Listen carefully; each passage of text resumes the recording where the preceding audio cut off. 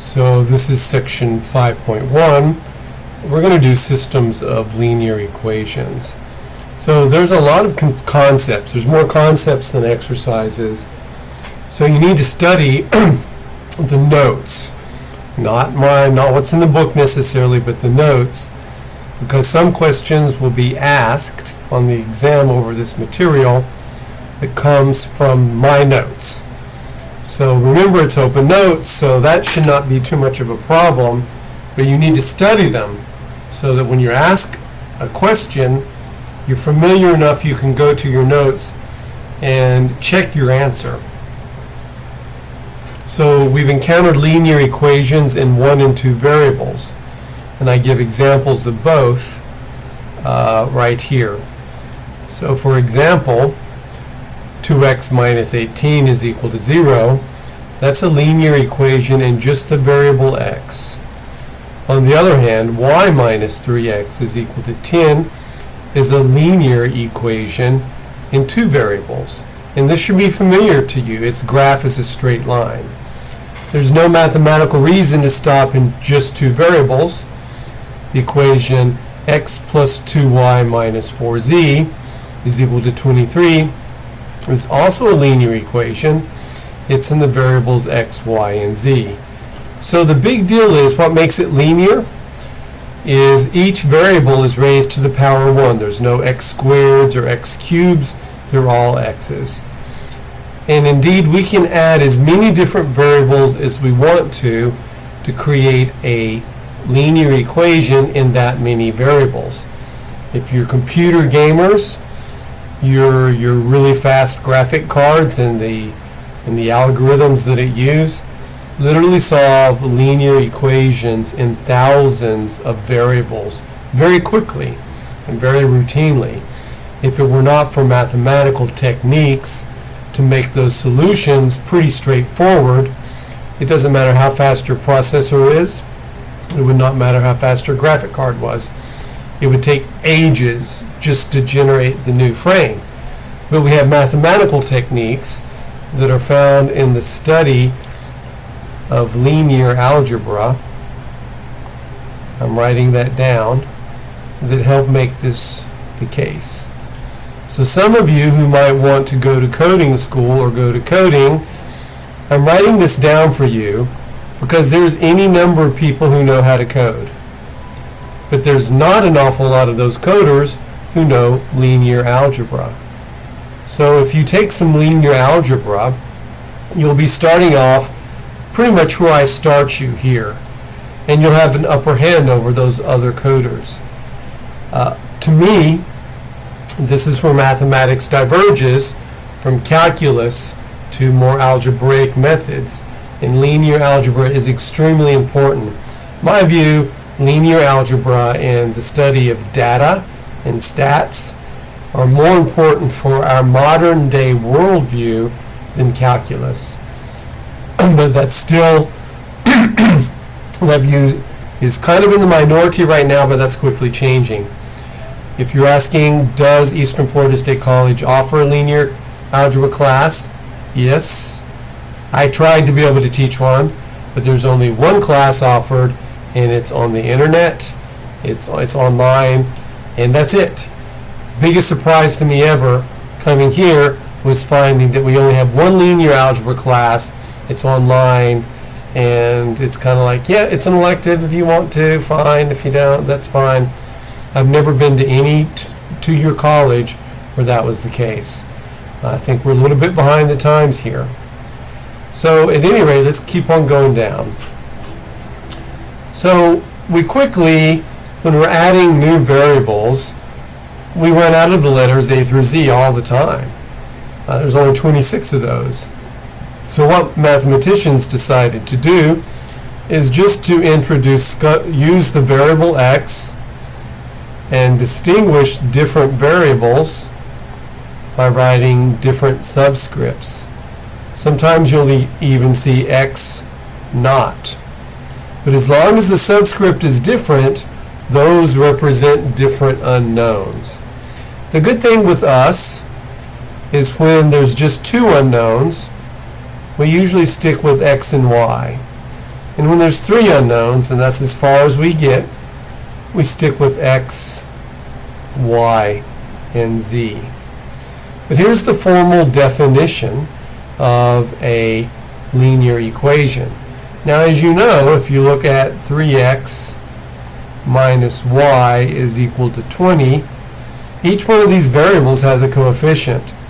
The coefficient of the x variable is 3, and the coefficient of the y variable is unwritten, but it's understood to be minus 1.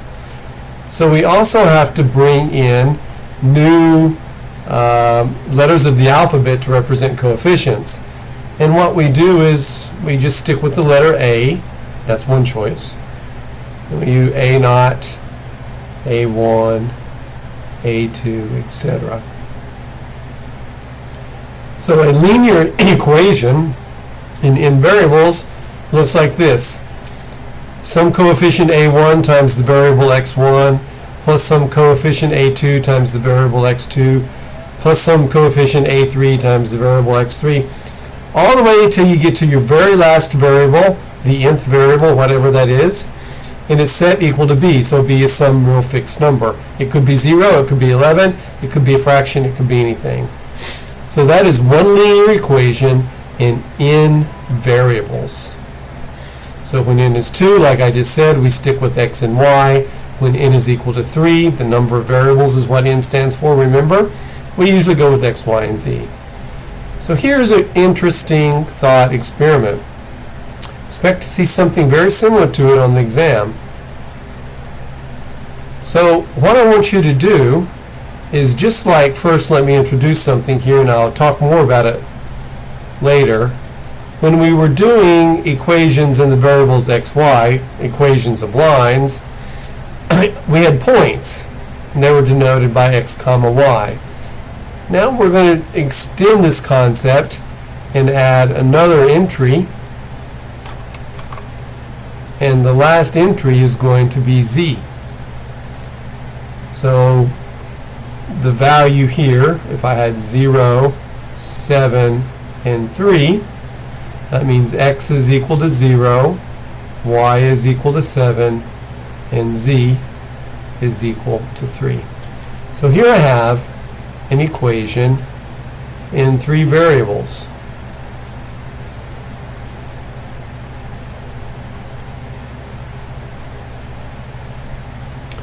So I want you to find 3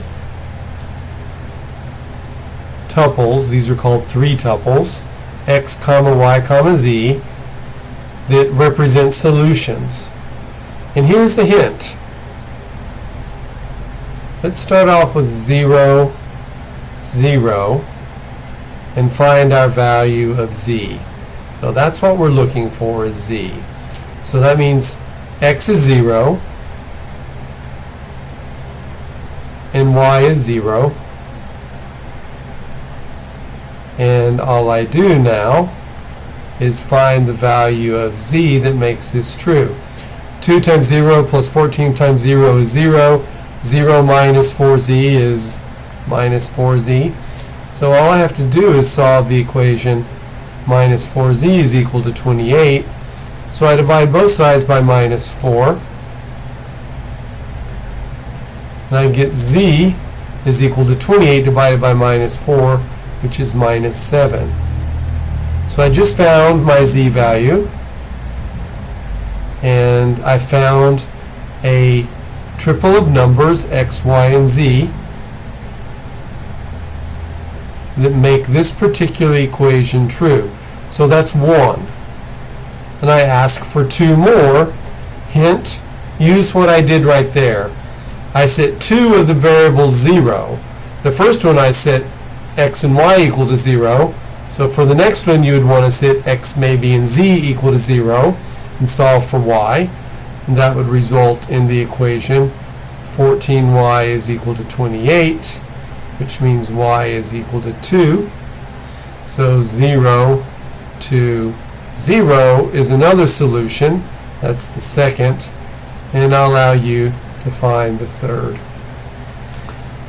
So I'm going to introduce the concept of ordered pairs, but I'm going to generalize it.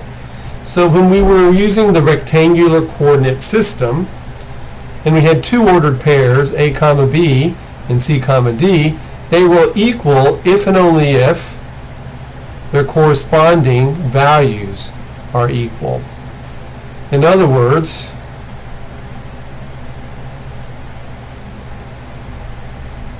a comma b is equal to c comma d if and only if a is equal to c and b is equal to d.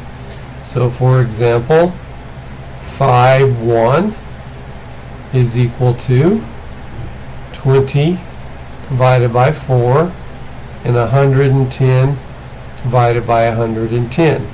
Why? Because 20 divided by 4 is 5 and 110 divided by 110 is 1. So those are equal. So we're going to introduce any number of ordered pairs. X, Y, Z.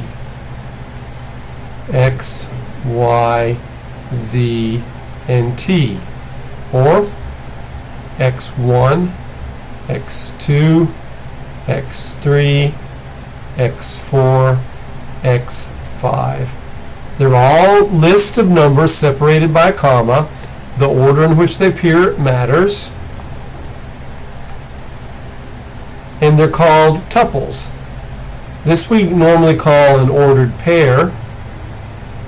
Order means the order matters, but pair means two. This is a two tuple. This one has three entries of numbers, so that's a three tuple.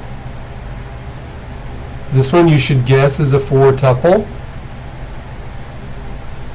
And this one is a five tuple. In general, these listings of ordered numbers are called n tuples. But of course, n is a specific natural counting number, like 1, 2, 3, etc. This one is particularly interesting. It might be used in a game where x, y, and z is a specific position of an object, and t represents the position of that object at a certain time. Because in games, things move. That means their position as time advances move. But indeed, there's literally tens of thousands of these types of 1,000 tuples and 10,000 tuples, etc. So let's go on to a system of linear equations. So if you had intermediate algebra, you've seen these. So a set of one or more linear equations with n variables, so n is a constant, it's given to you, like 2 or 3 or 4, is said to be a system of linear equations in n variables. A solution, and there's almost always more than one equation. So a solution to a system of linear equations in n variables is an n tuple whose values make each of the n equations true. So what do I mean by the values? The values taken from each of the slots. Over here, x is 0, y is 0, so x is 0, y is 0, z is minus 7. Here, x is 0, y is 2, z is 0. That's what I mean. So when we have a system of linear equations in two variables, we have nice graphs. So let's just look at the three different possibilities. So right here we have the system. The system is given to us right here. Here's our first equation, 2x minus y is equal to 2. That's in the variables x and y. So we have two variables. And then our second equation is x plus y is equal to minus 2. So the graph of 2x minus y is given here in blue, and the graph of x plus y is equal to minus 2 is given here. Notice these two lines intersect at exactly one point, 0, minus 2. Since every point on a line, every point on the red line if I find the coordinate values at this point, and I plug those values in right here, I'm going to get a true equation. So this point right here represents a value of x and y. It makes both the blue equation visually seen as the line in blue, and the red equation visually seen as the line in red true. But let's just check that out algebraically. So my two equations are 2x minus y is equal to 2. Now I'm going to call that my equation 1. And my second equation, it doesn't really matter the order, is x plus y is equal to minus 2. And this graph suggests the ordered pair xy, which is equal to 0 minus 2, is a solution for both of them. That means x equals 0 and y equals minus 2 makes equation 1 and equation 2 true. Well, let's check that out. So 2 times 0 minus, and what is y equal to? Minus 2.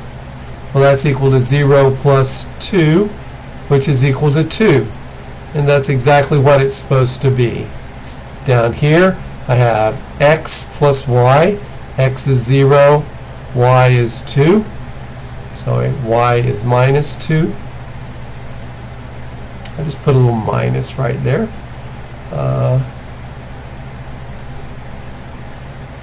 And indeed, 0 minus 2 is equal to minus 2. And that's exactly what it's supposed to be. So the ordered pair 0 minus 2 is the only ordered pair or two-tuple solution to this system of two equations and two unknowns, those unknowns being x and y.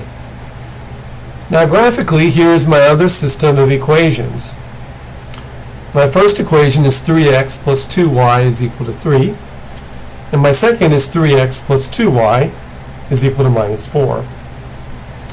And when we graph those, we get two parallel lines. How would you check that? You would find the slope. You would solve for y to find the slope. And you'd find the slope of one is minus the reciprocal of the slope of the other. So parallel lines never intersect.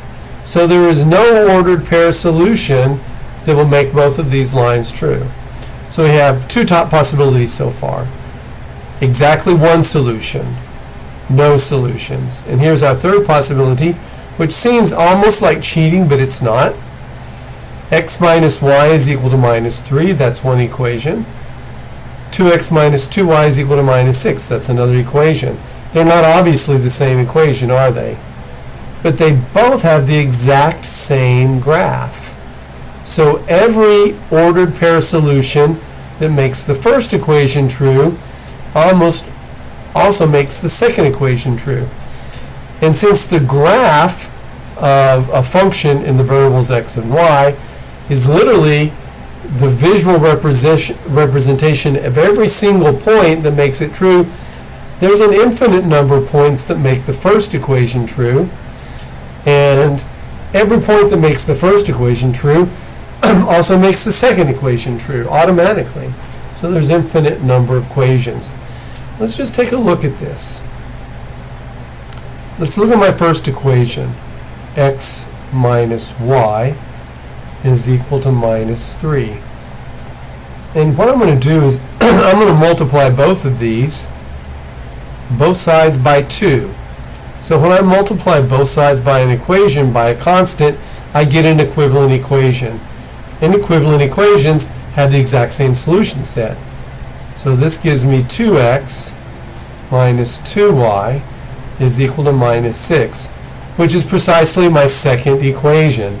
So it's no wonder at all that every solution to the first equation is also a solution to the second. So let's actually talk about solving systems of linear equations. So we're going to concentrate mostly on systems of two linear equations, and I've actually got an extra example I'm going to do for you all because I have an example or two like that in the homework. And then we're going to look at a system of 3 linear equations. And I'm going to teach you a different way to solve that one. And I've only put one of those on the homework, and there'll only be one of those on the exam. So the first method we're going to have is substitution method. And I think it's just easier to show you how that method works. So here is my system of 2 equations. So this is the standard way to write systems of 2 equations. But I think your book will write these slightly different. It'll write the equations, nothing changes about the equations, but instead of using this curly brace right here, it will over here on the right just put a number like the first equation,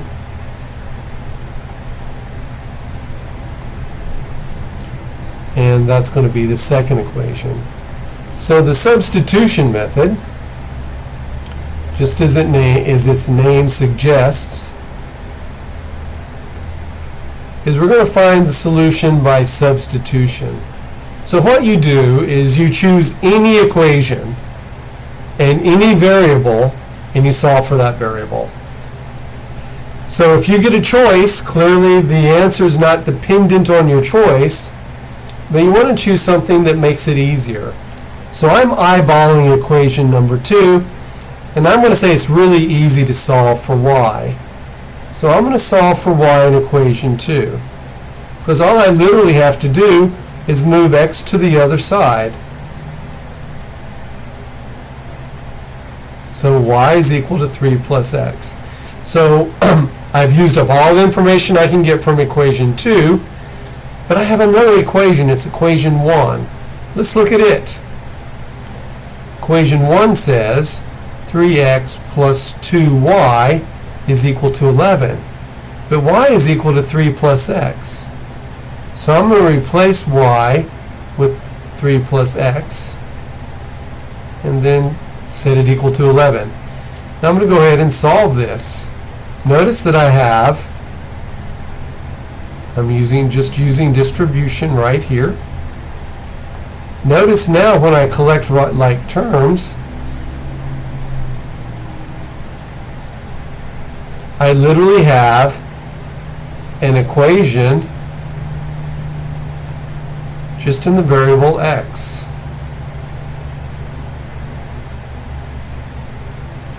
So I'm going to solve for x. I have x is equal to 1. So that's some important information, so we want to set it aside. So I know x is equal to 1, and I also discovered at the very first move that y is equal to 3 plus x. So y is equal to 3. Now I use this information down here. So y is equal to 4. So my solution, it's customary to write my solution as an ordered pair. X, y. So in my case, x is equal to 1 and y is equal to 4. So before we move to the other elimination method, I have one more problem, and the problem is not in your notes. I'm going to have to write it down for you. It's a problem that you will find in your homework. So we have equation 1, not this particular problem, but a problem like it. And we're going to solve this using substitution. 2x minus 1 divided by 3 plus y plus 2 divided by 4 is equal to 4. So that's my first equation. My second equation is x plus 3 minus x minus y. Just looking at my I didn't know if that was a y or a 4. That's equal to 3 divided by 3, and it's equal to 3. So what do? You guessed it. Hopefully you guessed it. We want to clear the denominators of each equation. So we take each equation separately, and I find the LCD of 3 and 4. Now I hope you're good enough by that to know it's 12. And the LCD of 2 and 3 is equal to 6. So what I literally do is I multiply equation number 1 by the LCD, both sides, and equation number 2 by the LCD, both sides. And here's the warning. See this minus sign right here? This is x minus y. As soon as you see a minus in the denominator, or what comes next is a sum or difference, you need to put that in parentheses. So let's write this. Let's clear denominators. So 12 divided by 3 is 4. So my numerator becomes 4 times 2x minus 1. 12 divided by 4 is 3.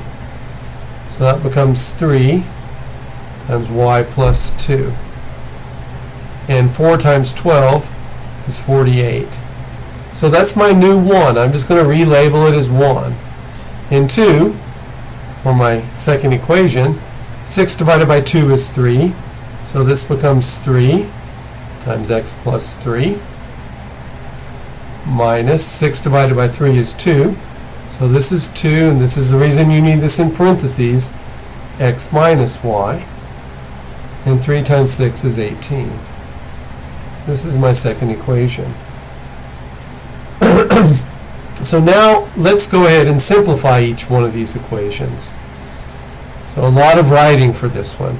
So 4 times 2x is 8x.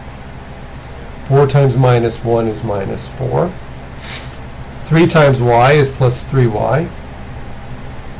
3 times 2 is plus 6. 3 times x is 3x. 3 times 3 is 9. Minus 2 times x is minus 2x. Minus 2 times minus y is plus 2y. And that's equal to 18. So let's go ahead and collect like terms. So that's 8x plus 3y minus 4 plus 6 is plus 2. And that's equal to 48. Down here, 3x minus 2x is x. Then I have a plus 2y. And then I have a plus 9, which is equal to 18. Not done. I'm going to take the constant to the other side. So I have 8x plus 3y is equal to 48 minus 2, which is 46. And then I have x plus 2y is equal to 18 minus 9, which is 9. So this is a much simpler solution. I mean, not a solution, but a much simpler, more simple set of equations to deal with in order to find a solution. So I'm going to use the substitution method on this. So it strikes me it's really easy to solve for x. So I'm going to solve for x. Just immediately, x is equal to 9 minus 2y. So I'm going to come up here and use that information for equation 1. So I got this. This comes from equation 2.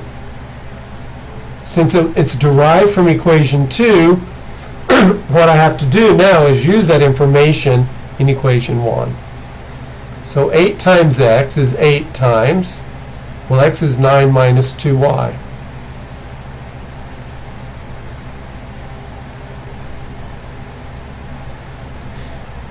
And now if you look, I just have a variable, an equation whose only variable is y. So 8 times 9 is 72.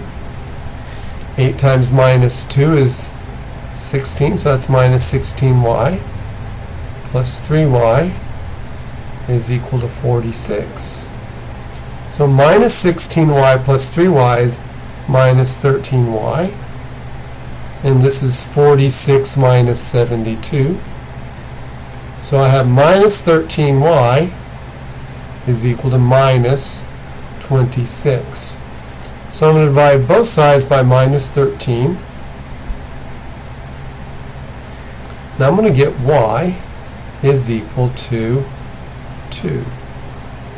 So that's an important piece of information. Now I'm going to go up here and find the value of x from my very first move right here. X is equal to 9 minus 2 times 2. So x is equal to 9 minus 4. X is equal to 5.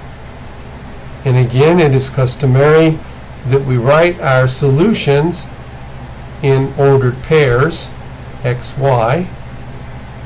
And in this case, my xy is equal to 5, 2. So just to be clear, all my math lab is going to want is this right here, 5, 2 as the solution. And you can go back and plug in x is equal to 5 and y is equal to 2, and you'll see that it makes all the way back to the original equation. You'll see that it makes both equations true. So I wanted to do that one for you because I know there's at least one like that on your homework. So the elimination method is really where it's at.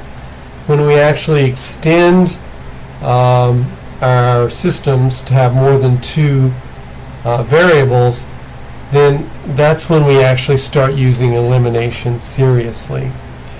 And again, this is going to be a lot more concepts. I mean, you'll be asked on the exam to use the elimination method. You'll be asked on the exam very specific ways to do things, because there's people who are using symbolic engines. I know that now as a fact in all of my classes. And the easiest way to cut down on this, because it's no fair to those who are actually doing the work and learning how to do this, is to give you very specific instructions on how you're to solve things. And that pretty much eliminates your ability to get the answer from a computational method, because you can't tell a computational method how to do it. It just does it how it's going to do it, and you write down the answer. So if I'll give you more instructions on that as it comes. But that's how it's going to be from here on out, due to what happened in the last exam. So let's do the elimination method. So here are some things you can do. The order that the equations appear does not matter.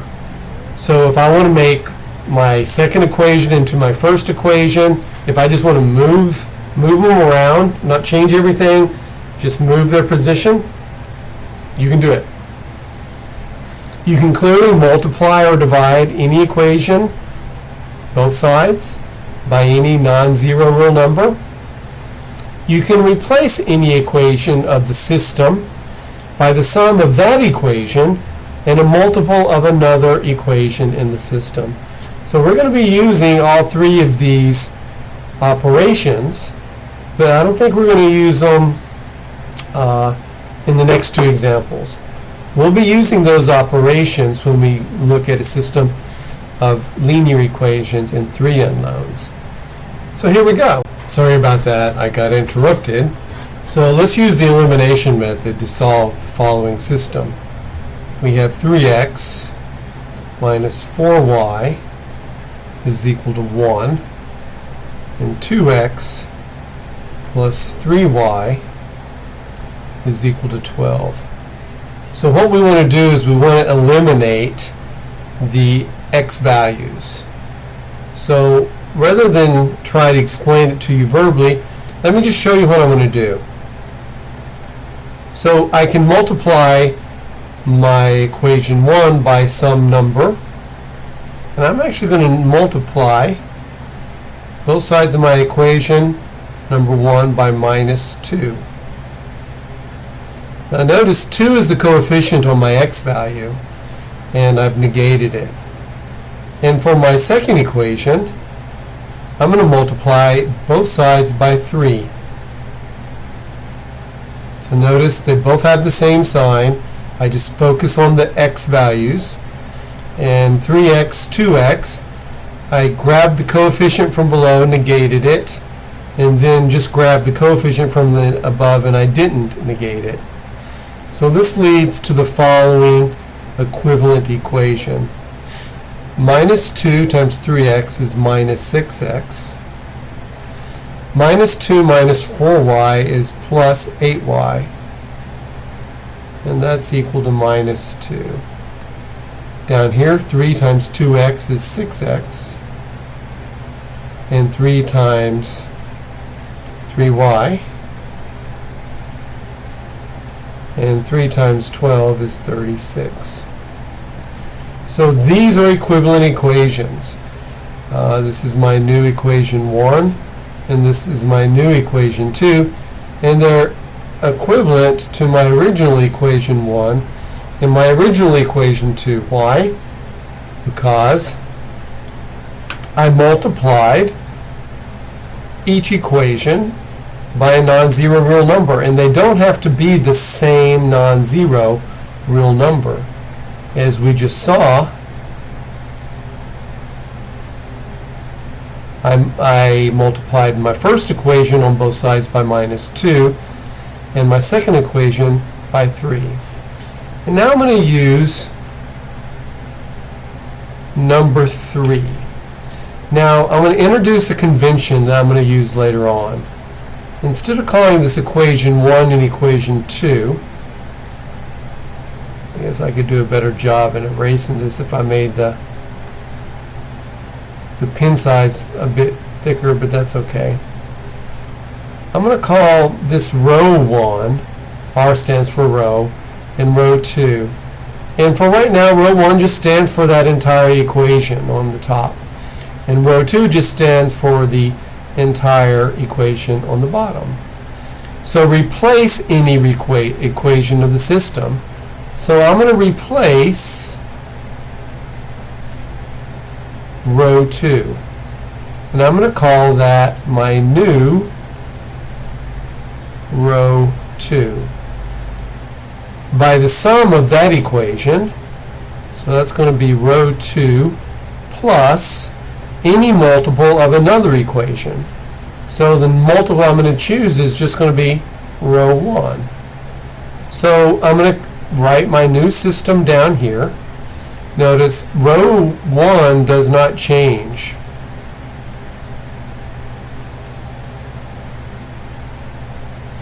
But row 2 is going to be my new row 2. So it's going to be row 1 plus row 2. So minus 6x plus 6x is 0. 8y plus 9y is 17y. And minus 2 plus 36 is 34. Now wow, let's concentrate on my new row 2. I'm not going to call it my new row 2, I'm just going to label it row 2. Row 2 says 17y is equal to 34. Wow, I can solve that for y. That means y is equal to 34 divided by 17. In other words, y is equal to 2. Wow, I'm halfway there. I just discovered that y is equal to 2. So with that information, you can go back to any of the equations. The original equation 1, the original equation 2, the transformed equation row 1, the transformed equation row 2, and plug in y is equal to 2 and solve for x. So I'm going to go back to my original equation 2. I have 2x plus 3 times y, and y is equal to 2, is equal to 12. So remember, I'm going back to my original equation, which is 2x plus 3y is equal to 12. So that gives me 2x plus 6 is equal to 12. 2x is equal to 6. So when I divide both sides by 2, I get x is equal to 3. So my ordered pair solution, x comes first, y comes second. Let's do some more. Use elimination. Elimination is really where it is. When you have a system and 2 unknowns, substitution many times is the easiest. But as soon as you move to more than 3 unknowns, then elimination is needed. So I'm going to go ahead and call this row 1 and then row 2.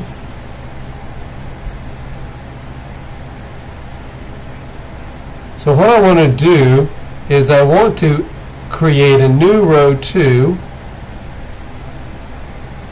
which is going to be equal to some multiple m times r1 plus r2, where there is no x term.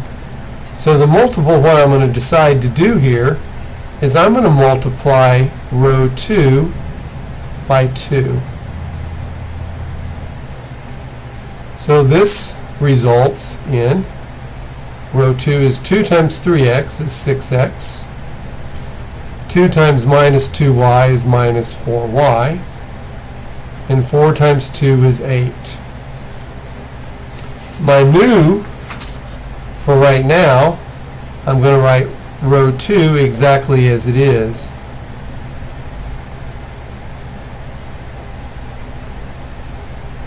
Now I'm going to use this. I'm going to write my new row 2, and my multiple m here is just going to be 1. I'm going to add row 1 and row 2. So 6x minus 4y is equal to 8, and minus 6x plus 4y is equal to 7. So I'm going to add row 1 plus row 2 to get my new row 2. I could have done it really already. So what's being changed here is my new row 2. My row 1 is the same.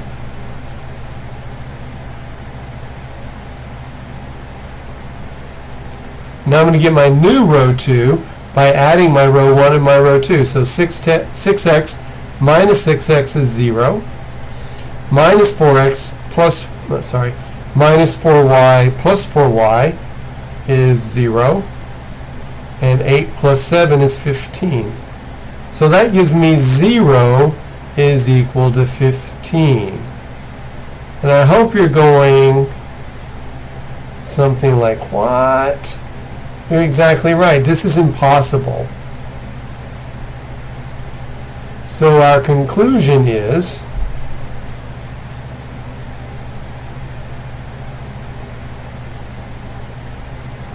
there is no solution. In other words, these two, if I were to plot those two lines, I would actually discover that they're parallel lines, not perpendicular. I think I gave you the criteria to find out if they're perpendicular. I said take the negative reciprocal of the slope. That's wrong. Duh. If they're parallel, they'll have the exact same slope. If they're distinct, they'll have the exact same slope, but different at different intercepts.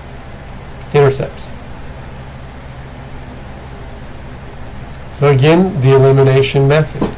I want to challenge you to try to do this one on your own.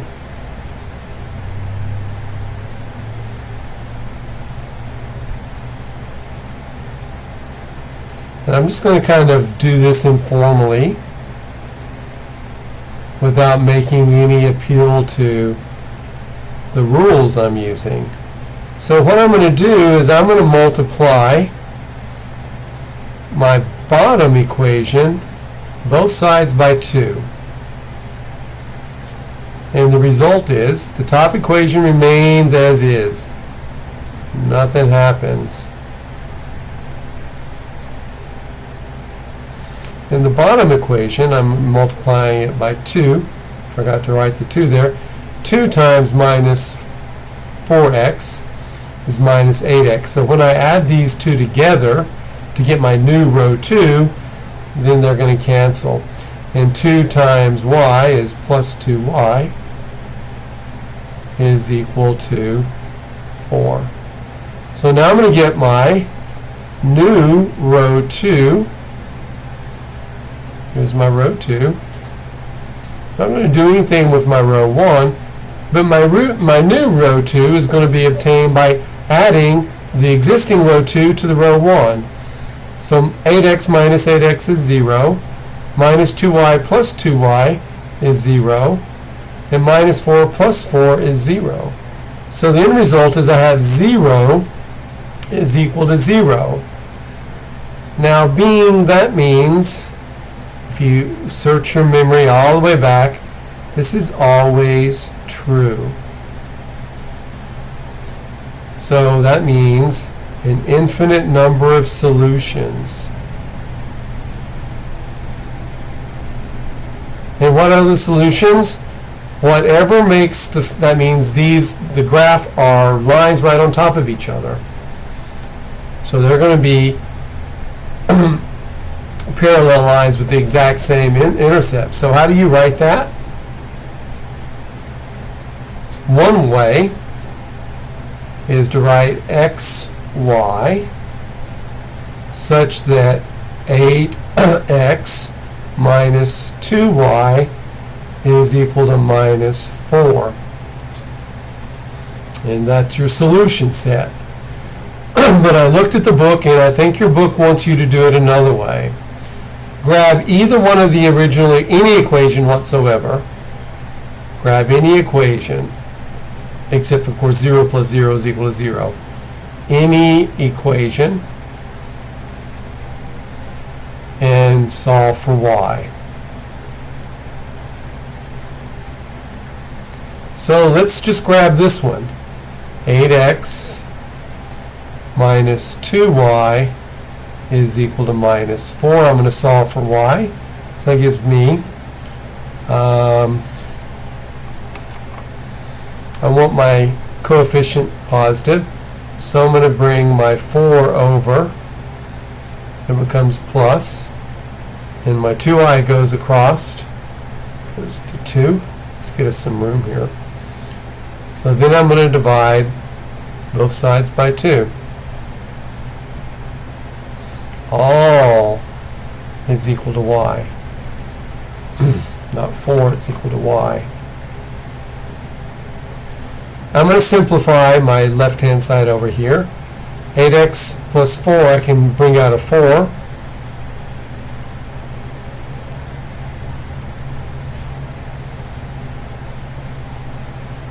So 2 times 2x plus 1 is equal to y.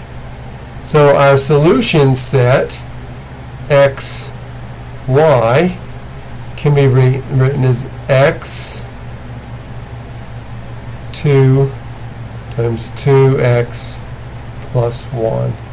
And I think that's how your book wants you to do it.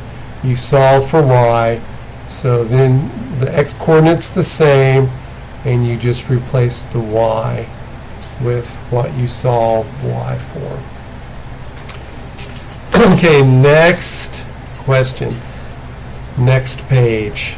A lot of concepts, not an awful lot of problems. Like I said, your homework literally has 3 problems. So here they're showing you linear systems with three unknowns. That's when things change enormously. And they give you these weird graphs. And it's like they're planes, meaning a sheet of paper laying flat, that's a plane. That's a tilted plane. That's a plane. And you notice here's plane 2, plane 3, and they intersect at one point. Here we have three planes, and they intersect at a line. Here we have plane 1 and plane 2 are the exact same plane, and they intersect plane 3 at a line. Here they're all three the exact same plane, so infinite number of solutions of a different form. Here are all no points in common, three different planes, each parallel to each other, not touching. Plane 3, plane 1, plane 2, no points in common, so we're looking for points where all three planes are in common.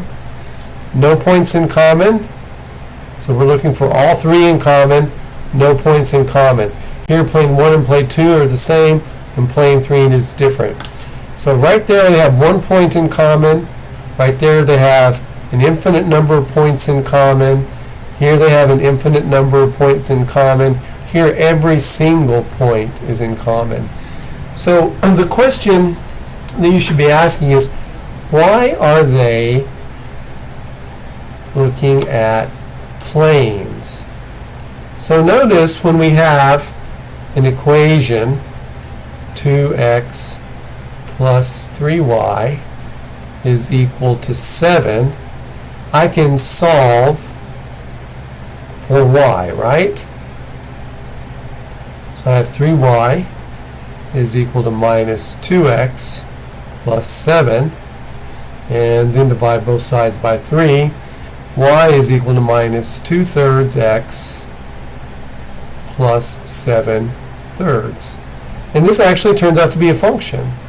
So I can say f of x is equal to minus 2/3 x plus 7/3. And if I have a Cartesian coordinate system, the plot of that function, so notice that the slope is negative and the intercept is minus 7/3, and it's going to look something like this. Negative slope, this is my x, this is my y, which is equal to f of x. Right there is the point 0, 7/3. And this is the equation,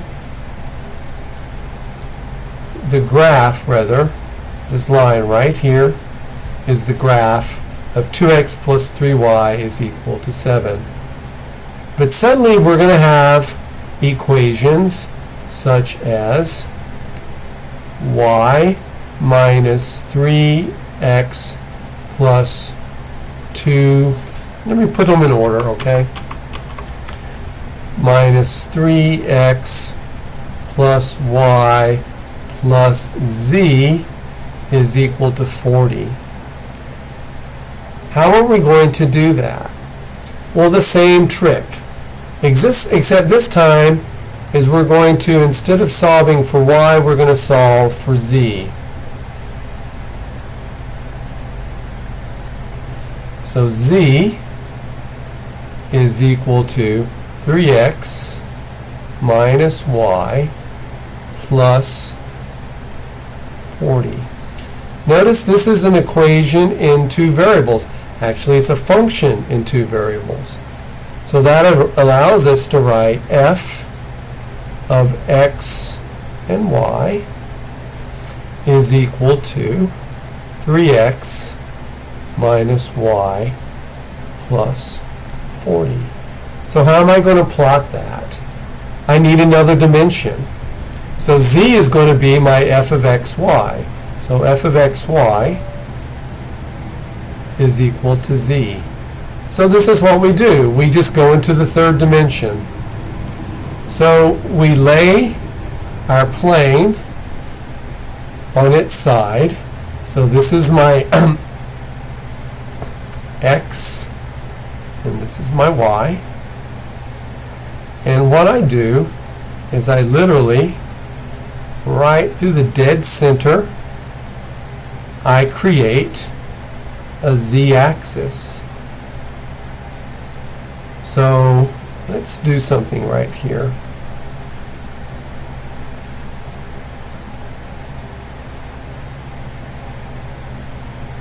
So this is 1, 2, 3, 4, 5. And this is 1, 2, 3, 4, 5. So let's just kind of eyeball this. I'm going to use a different color.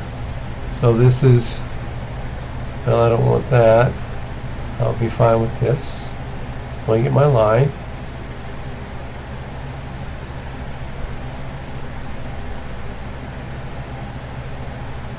So the lines I drew here, this line right here should be pretty much parallel with my x-axis. This line right here should be pretty much parallel with my y-axis. So this is a point, whoops, don't need that. So this point right here has x-coordinate equal to, that's a 5 people. My y-coordinate equal to 5. And my z-coordinate is equal to 0. So let's find out the accompanying point. To find out, now I'm going to go up, or perhaps down, when I find the value of f of 5, 5. Well, that's going to be 3 times 5 minus 5 plus 40. So that's 15 plus 35, which is equal to 50. So my FZ coming all the way up here, and let's just pretend like this is 50 on my z-axis. I would come all the way up here, and of course you have to find out where it is. It's kind of hard to see. That would be my point F of 5, 5. So just to let you see exactly what's going on here, I have a program already up. If I can just get it. Don't need my calculator. Here we go. Wow. So what I've done right here is, here, just forget all of this. This is my equation in 3 variables, x minus y minus 2. So this is z is equal to x minus y minus 2. Here z is equal to 3x minus 3y minus 16 divided by 2. And here z is equal to minus 2x plus y plus 9. And we'll just look at the k plot. This is the plot. It's an actual, basically, piece of paper that's slanted in 3 dimensions.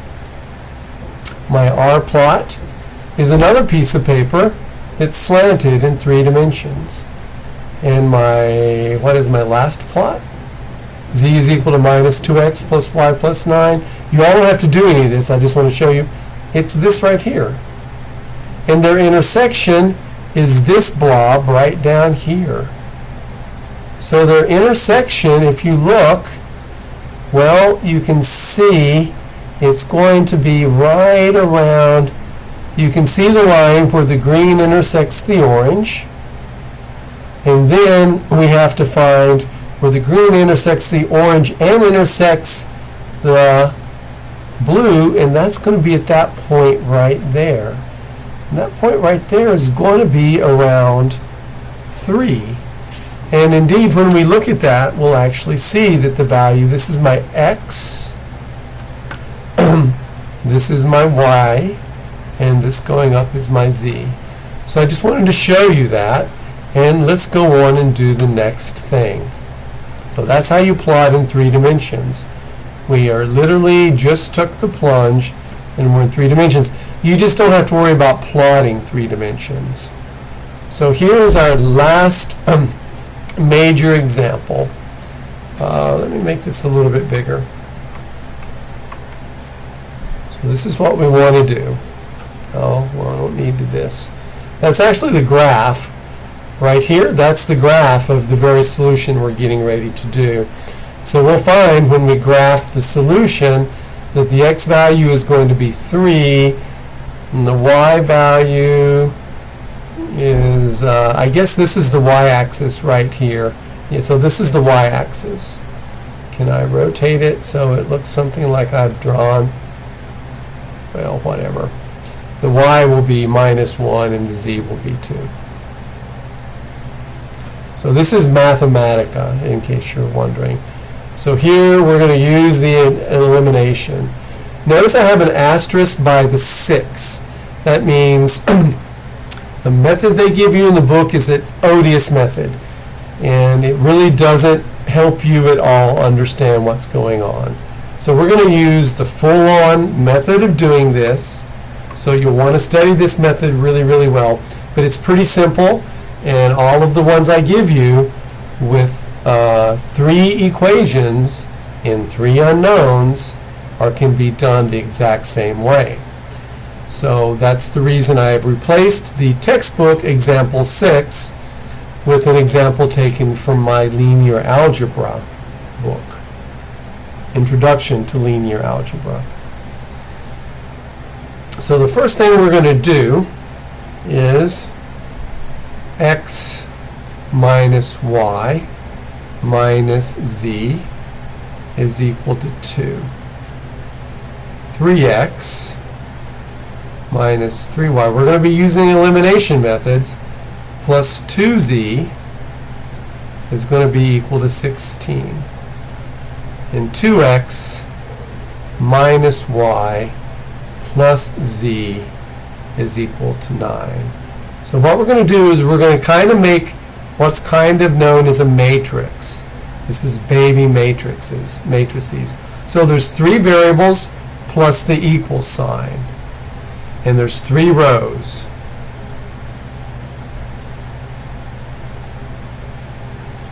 And then for my variables, I'm just going to write them down in order, x and y and z. And of course, this is going to be my equal sign.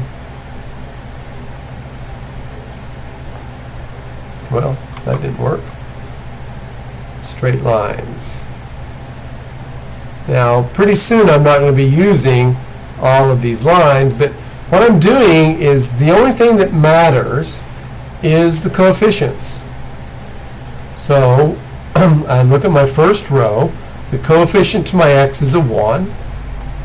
The coefficient to my y is a minus 1. And the coefficient to z is a minus 1. And then I have it equal to 2. So this line right here, I'll make it a double line. It's going to stay all the way through because we want to separate where the equals are. Now let's go to my second row. My coefficient on my x is 3. My coefficient on my y is minus 3. My coefficient on my z is 2. And my coefficient on my equals is 16. Down here I have 2, minus 1, and 1. So this is kind of like a matrix. As a matter of fact, the resulting matrix would look like this.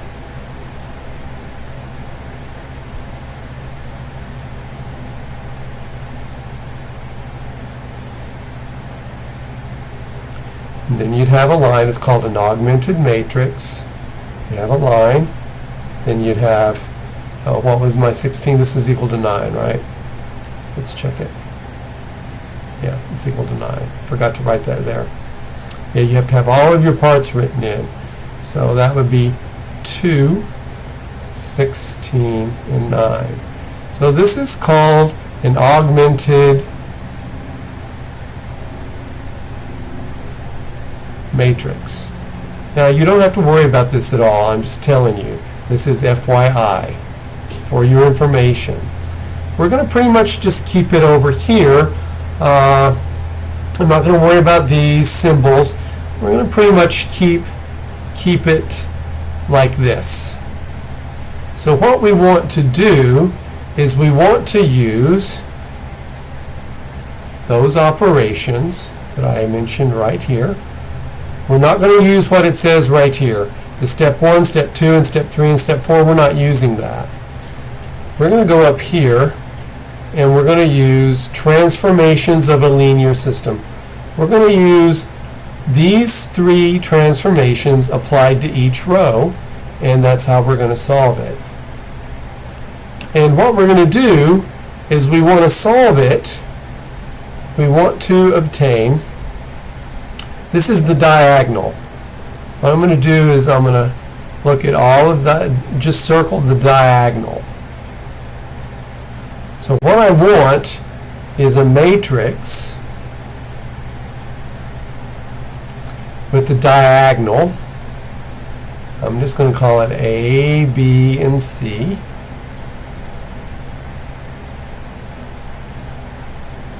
With zeros, something's here, something's here, something's here, something's here, something's here, something's here. So what I want is this. I want a 0 and a 0 and a 0. So underneath my, what I want to do is I'm going to turn my 3 to a 0 and a 2 and a -1 to the 0. It's not as bad as it sounds. Just bear with me. So let's start doing it. So again, this is going to be row 1, row 2, and row 3. So I want to make my row 2 first entry as a 0. Why? Because we want the entries underneath the diagonal, which in this case are this entry here, this entry here, and this entry here. We want to make them equal to 0. So let's do it. So the first thing I'm going to do, we're going to be using an awful lot of this new row 2. My new, I want my new row 2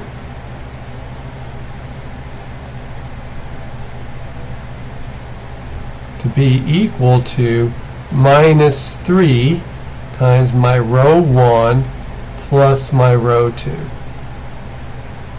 So that means my row 1 does not change, and my row 3 does not change.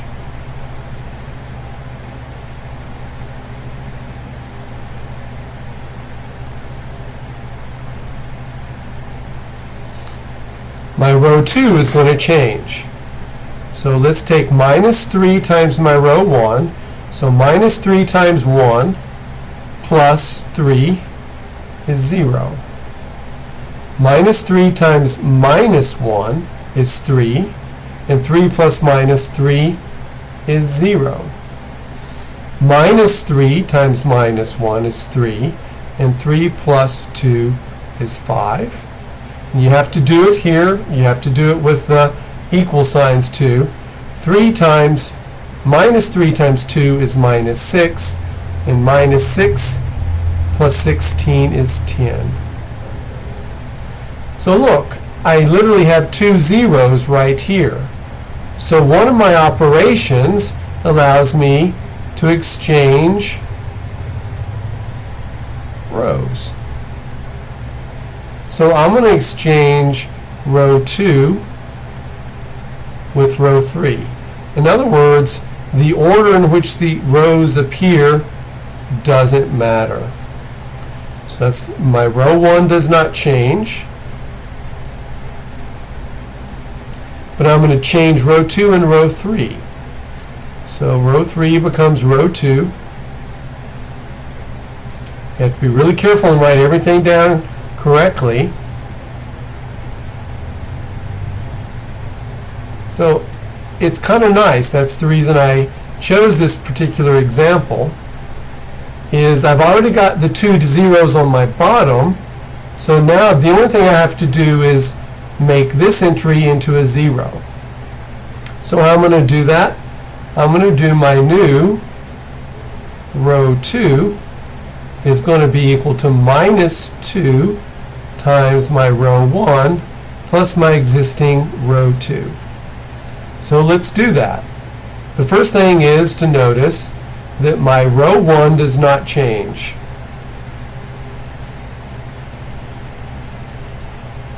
Nor does my row 3. So I'm just going to copy them down exactly as they are.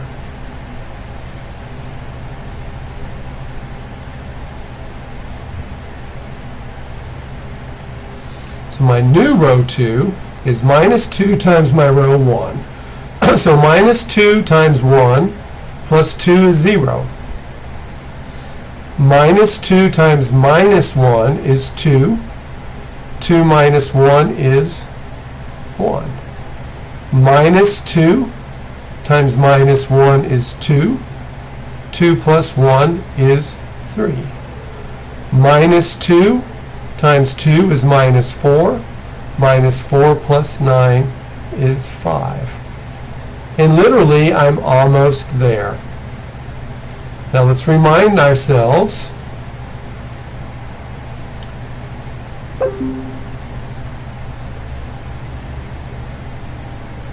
that this is my x, and my y, and my z. And I have here's my diagonal, 1, 1, 5, and I have this structure underneath of it. So this last row says 5 times z is equal to 10. So I can find out what z is equal to by dividing both sides by 5. So z is equal to 2. In other words, just to be clear, row 3 is 0x plus 0y plus 5z is equal to 10. This is 0x plus 1y plus 3z is equal to 5. I'm turning them back into equations. And then I have x minus y minus z is equal to 2. So I use the information down here in my row 3. 0x plus 0y is 0. 0 plus 5z is 5z. To say 5z is equal to 10, and I solved for z. So here's my solution, x, y, and z. And I just found one of the coordinate entries. Z is equal to 2. Now I'm going to take that information and I'm going to use my next equation. Y plus, I'm moving up, 3z is equal to 5. But z is equal to 2. So it's y plus 3 times 2 is equal to 5. So that's y plus 6 is equal to 5. So y is equal to 5 minus 6. So y is equal to minus 1. Keep that. So I found another part of my solution. My y value is minus 1. So up here I go to the very top equation. So I'm moving from the bottom going up. And I have x minus y, but y is equal to, that's supposed to be minus 1. I don't know what that little thing is right there. Let's erase that. Oh, it's a little bit loop for my, so y is equal to minus 1. So x minus y, but y is equal to minus 1, minus z, but z is equal to 2. So So that means x plus 1 minus 2 is equal to 2. So this is x minus 1 is equal to 2. So x is equal to 2 plus 1. So x is equal to 3. So I found my last value, and it's my value of x. So the point 3 minus 1 and 2 is my only solution. There is one solution. So here's the thing, people. Your solutions are always going to be integers. I choose them so that the answer on your test, I can't speak for the MyMathLab, but I'm pretty sure I chose that for MyMathLab. But on the test, your solutions are always going to be integers, not fractions. So when you have systems of 3 equations and 3 unknowns, if your entries are not whole numbers, negative or positive, then something's gone wrong. So I will appreciate some feedback on this method once you try it in the homework and you tell me how difficult it is and how many times you had to redo it before you got the right answer. So let's do one last applied problem. And we're not going to solve this one. So an animal feed is made up from 3 ingredients. I'm a dairy farmer's son. We actually used corn, soybeans, and sometimes cottonseed in the feed mix. 1 unit of each ingredient provides units of protein, fat, and fiber, and you want to maximize those for dairy cows. So how many units of each ingredient should be used to make a feed that contains 22 units of protein, 28 units of fat, and 18 units of fiber? So they make this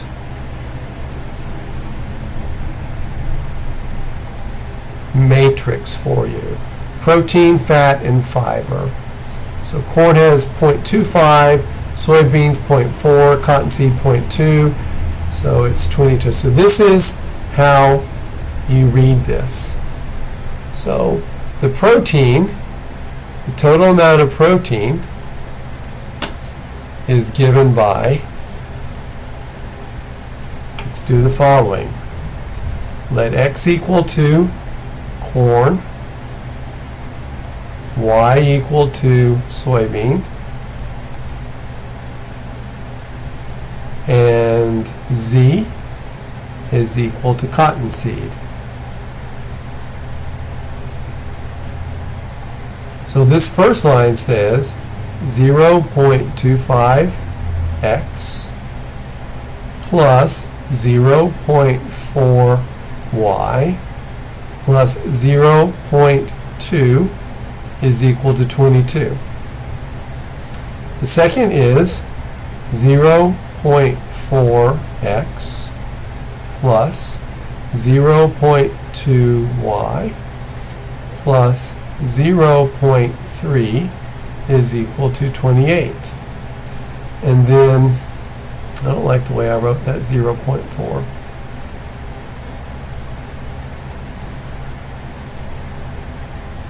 And then my final is 0.3x plus 0.2y plus 0.1 is equal to 18.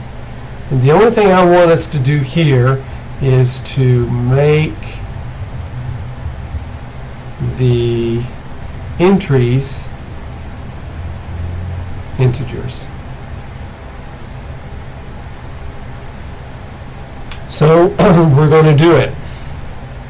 So this is 0.25, that's hundredths, that's tens, and that's hundreds. So if I move each of these decimal places over by 2 is the same as multiplying my row 1 by 100. That gives me 25x plus 40y plus 20, there's a z here, people, plus 20z is equal to, multiply that by 100, 2,200. Over here, I only have to multiply everything by 10. So, because if I move the decimal one place to the right, everything becomes an integer. So multiplying row 2 by 10, that gives me 4x plus 2y plus 3z is equal to 280.